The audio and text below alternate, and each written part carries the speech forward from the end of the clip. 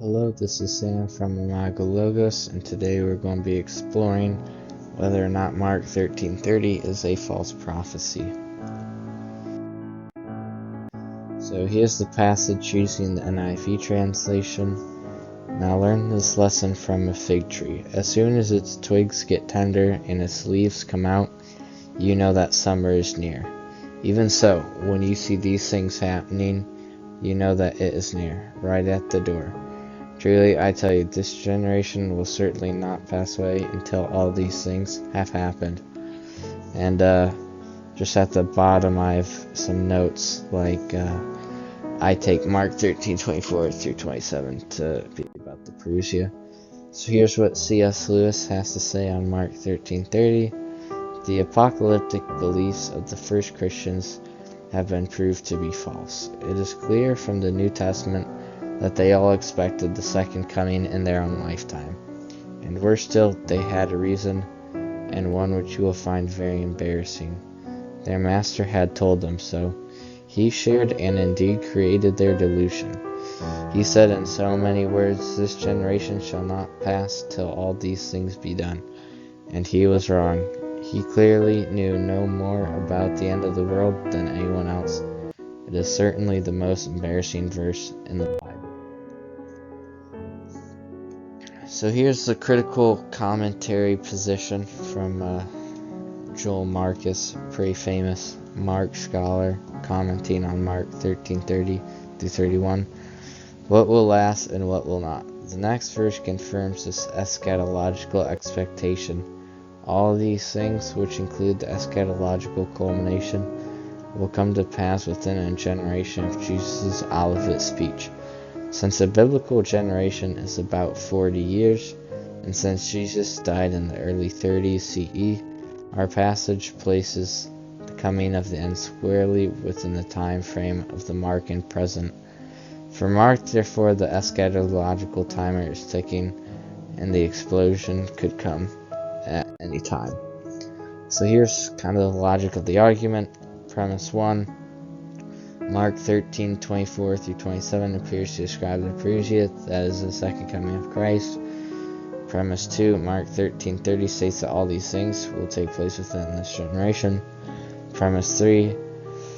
Verses 24 through 27 are included in the all these things that Jesus refers to in Mark 13:30. Hence, Jesus expected his second coming in the end to occur around 70 AD, which would be within a generation. That's conclusion 1. And then premise 4, the second coming did not happen within that generation. Conclusion 2, therefore Jesus made a false prediction.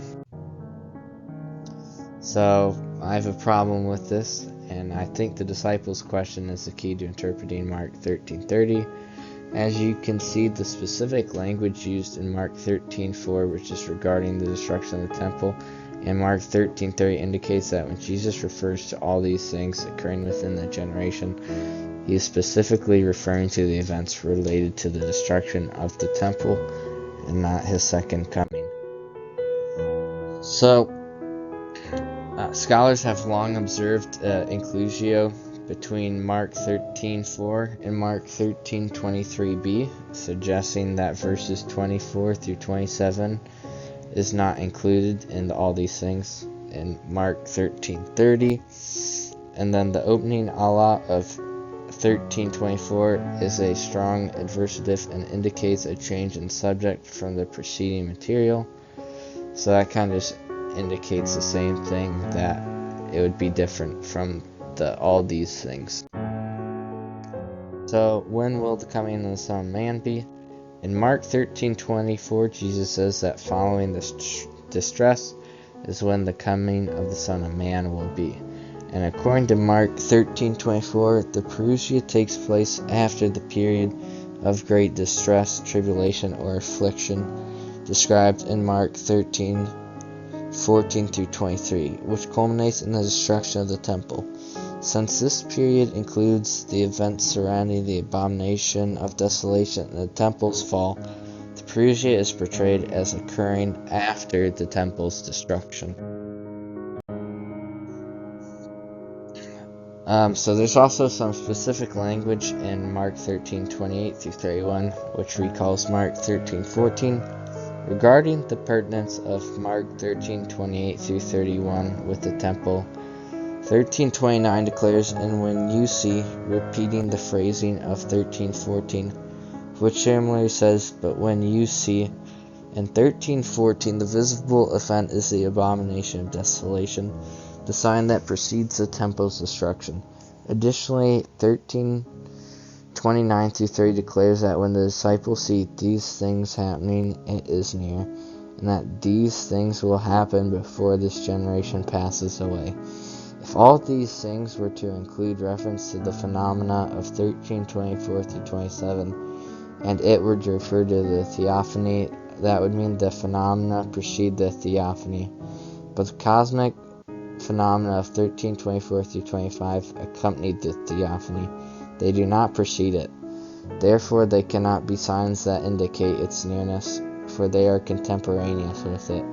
The only events that have been discussed that precede another event are those of 13 verses 5 through 23. And there's also the parable of Mark 13:28 through 30 recalls a connection in Mark 11. The parable in Mark 13:28 is set off from 13:24 through 27 by the conjunction day, and it uses the imagery of a fig tree in order to draw upon the reader's intertextual association of the withered fig tree of 11 verses 12 through 14, with the subsequent action in the temple in chapter 11, 15 through 18. The summer that the shedding leaves portend may be elusive to the harvest metaphor in the prophets, in which the judgment of a particular city or people is intended. However, such an allusion is not necessary in order to conclude that the event in mind is the destruction of the temple. The main comparison in the parable is one of time. When the branch sheds its leaves, you know that summer is near. So you also, when you see these things happening, know that it is near. Thus, what summer refers to is not the point. The point is the temporal comparison and the referent of it. Therefore, the interpretation of the parable is that when these things, i.e. the events of Mark 13:5 through 23 occur, the judgment of the temple is near. And the last point is that while the parable of Mark 13:28 through 31 uses imagery reminiscent of the temple's imminent destruction, Mark 13:32 through 37 uses imagery reminiscent of Jesus' description of the theophany. After telling them of the coming Son of Man in 13:24 through 27, he gives them a parable about a master leaving and coming again. Importantly, the master comes suddenly, that is, without warning or premonitority sign. The latter indicates that reference to the theophany is not included in either the disciples' questions, Jesus' answer in 13:5 through 23, or the parable in 13:28 through 31, as each of the latter passages refer to an event that is preceded by a sign. Those passages insist that all these things precede the destruction of the temple. Therefore, the disciples should watch for them. The coming of the Lord, however, is sudden and without warning. Therefore, the disciples should constantly be alert. So, because the coming of the Son of Man described in Mark 13:32 through 37 is said to occur suddenly and without any prior signs, the parable of Mark 13:28 through 31 cannot be referring to the parousia, since it describes an event that is preceded by observable signs. So, in conclusion, the precise wording of Mark 13:30 is referring back to Mark 13:4 and the destruction of the temple, and not the parousia/second coming. All these things is the event of Mark 13:5 through 23, and not verses 24 through 27. Hence, premise 3 of the argument is false. The language of when you see in Mark 13:29 is related to the abomination of desolation, Mark 13:14. The coming of the Son of Man is after the distress/tribulation/ destruction of the temple. The parable Mark 13:28-30 uses imagery related to the temple in Mark 11. Hence, the parable is about the temple destruction. And then lastly, the parable of Mark 13:28-31 has signs that precede it, while Jesus' return has no sign that precedes it. Hence, Mark 13:30 isn't about his return. Thank you for listening. My next video will be on Mark 9:1 and Mark 1:15. And make sure to check out Paul Sloan's book on Mark 13:30. Or just Mark 13. Really good book. And peace. God bless.